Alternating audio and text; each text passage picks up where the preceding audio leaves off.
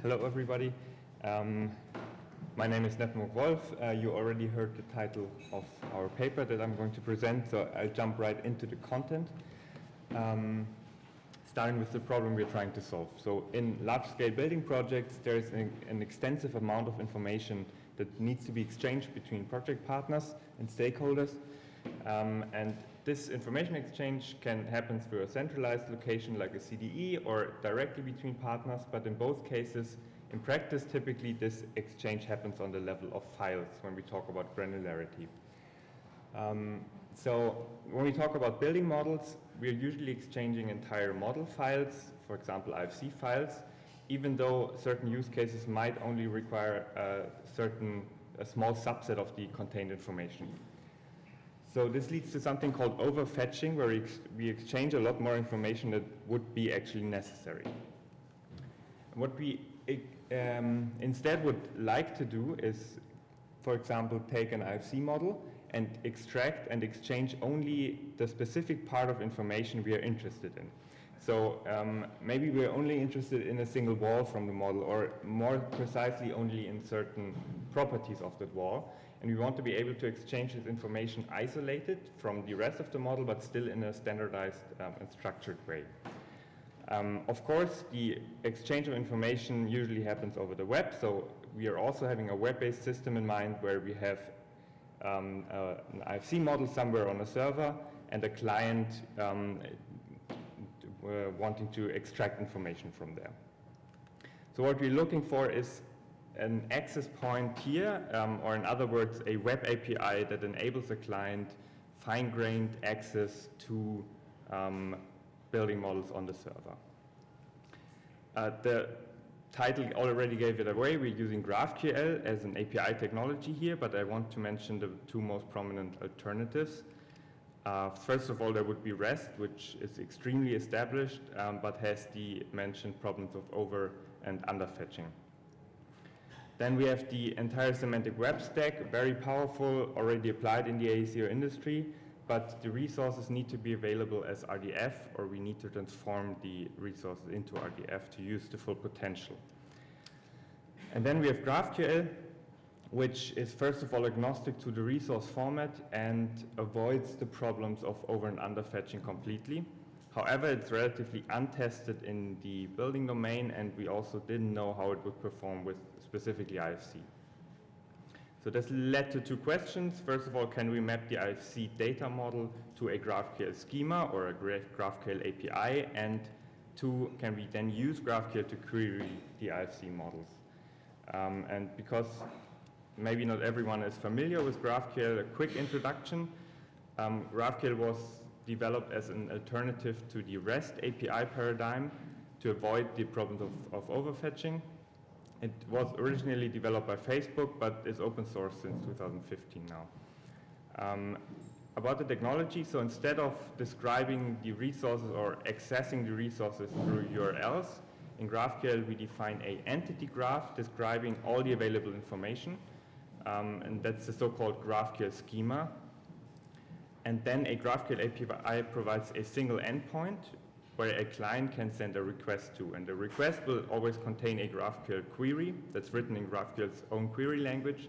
The server then resolves this request or the query and responds with a JSON containing the information.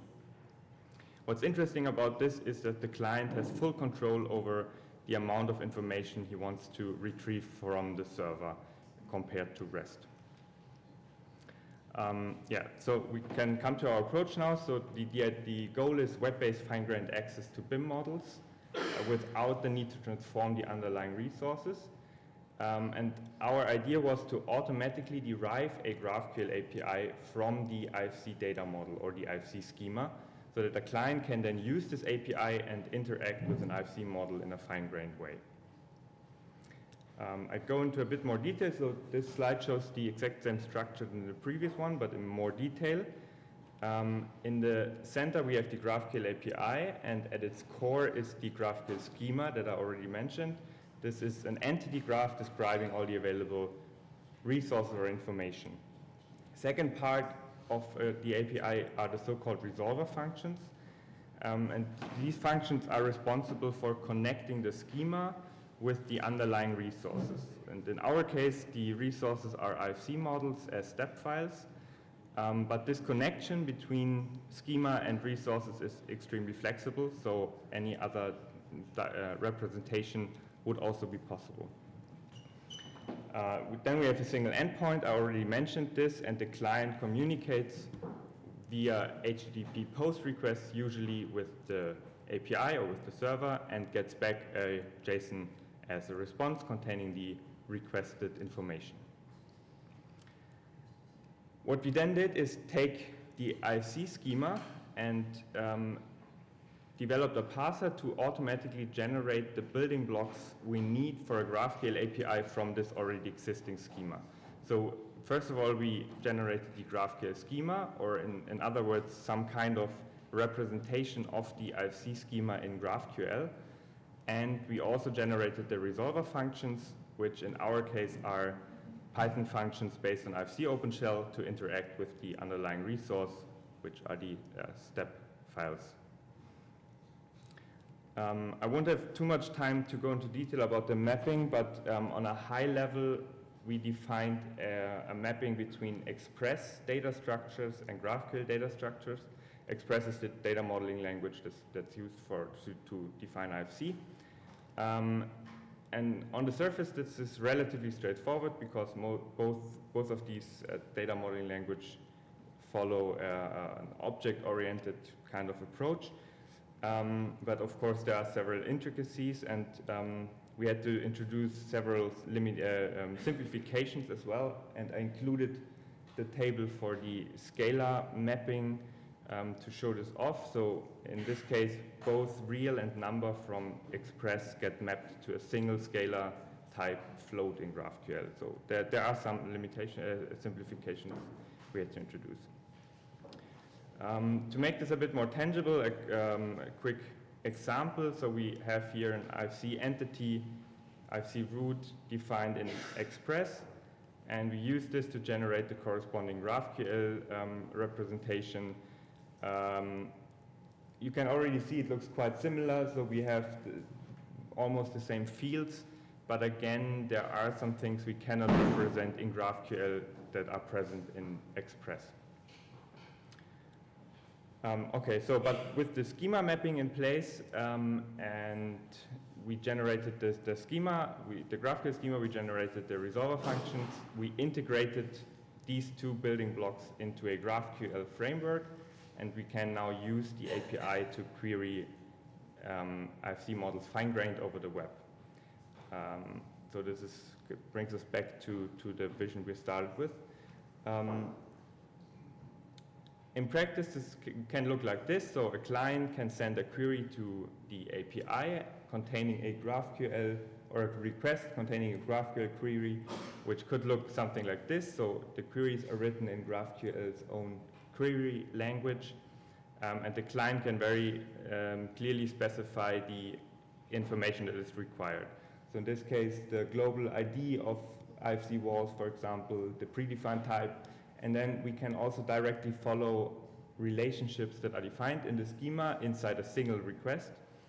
The server will then respond or resolve this query and respond with a JSON following the exact same structure and only containing the information that was requested in the query. Right.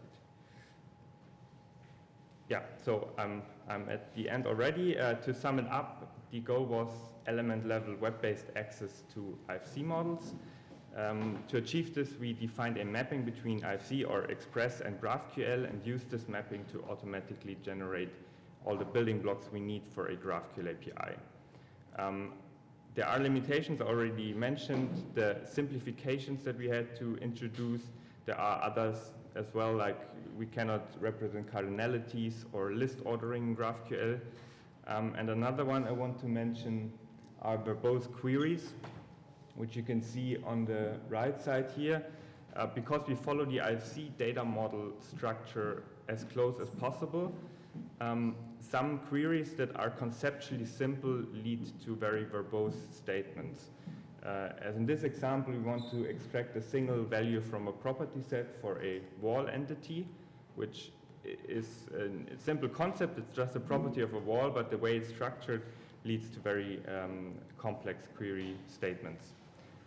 Yeah, but we are already thinking about how to simplify and improve upon this point as well.